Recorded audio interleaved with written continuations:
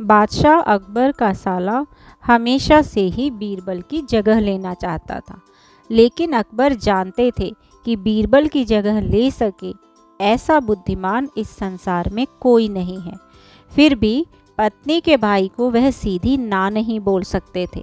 ऐसा करके वह अपनी लाडली बेगम की बेरुखी मोल नहीं लेना चाहते थे।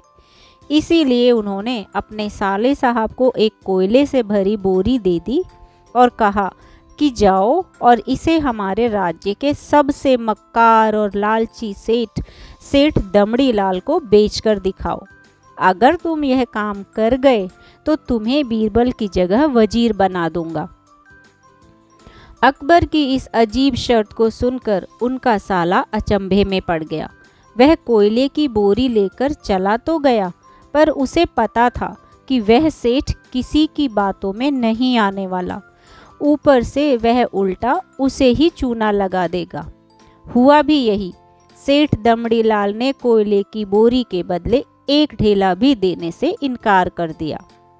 साला अपना सा मुंह लेकर महल वापस लौट आया और अपनी हार स्वीकार कर ली।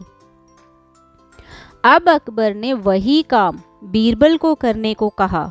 बीरबल कुछ सोचे और फिर बोले कि सेठ दमड़ी लाल जैसे मक्कार और लालची सेठ को वह कोयले की बोरी तो क्या, मैं सिर्फ कोयले का एक टुकड़ा ही 10,000 रुपये में बेच आऊँगा।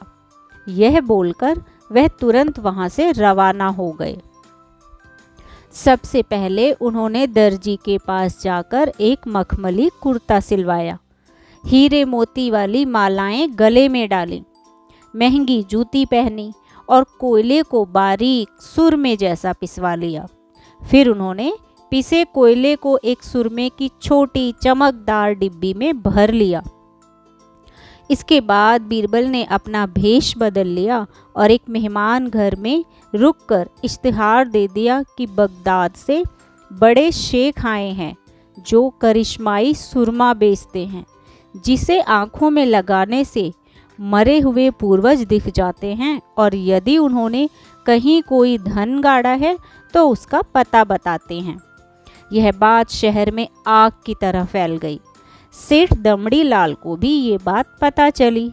उसने सोचा जरूर उसके पूर्वजों ने भी कहीं ना कहीं धन गाड़ा ही होगा। उसने तुरंत शेख बने बीरबल से संपर्क किया और सुरमे की डिब्बी खरीदने की पेशकश की। शेख ने डिब्बी के 20,000 रुपये मांगे और मोल भाव करते करते 10,000 में बात तय हो गई। पर सेठ भी होशियार था। उसने कहा, मैं अभी तुरंत ये सुरमा लगाऊंगा और अगर मुझे मेरे पूर्वज नहीं दिखे तो मैं पैसे वापस ले लूँगा। बीरबल बोले, बिल्कुल, आप ऐसा कर सकते हैं। चलिए शहर के चौराहे पर चलिए और वहाँ इसे जांच लीजिए। सुरमे का चमत्कार देखने के लिए भीड़ इकट्ठा हो गई। तभी बीरबल ने ऊंची आवाज़ में कहा, ये सेठ अभी ये चमत्कारी सुरमा लगाएंगे और अगर ये उन्हीं की औलाद हैं जिन्हें ये अपना माँ बाप समझते हैं तो इन्हें इनके पूर्वज दिखाई देंगे और गड़े धन के बारे में बताएंगे। लेकिन अगर आपके माँ बाप में से किसी ने भी बेईमानी की होगी और आप उनकी असल औलाद नहीं होंगे तो आपको कुछ भी नहीं दिखेगा।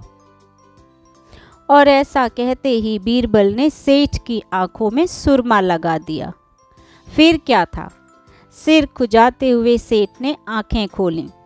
अब दिखना तो कुछ था नहीं, पर सेठ करे भी तो क्या करे।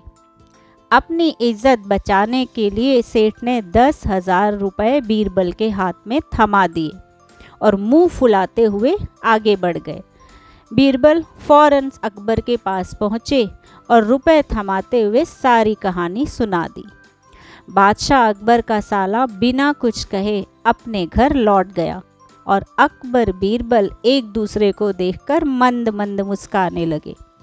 इस किस्से के बाद फिर कभी अकबर के साले ने बीरबल का स्थान नहीं मांगा। Thank you.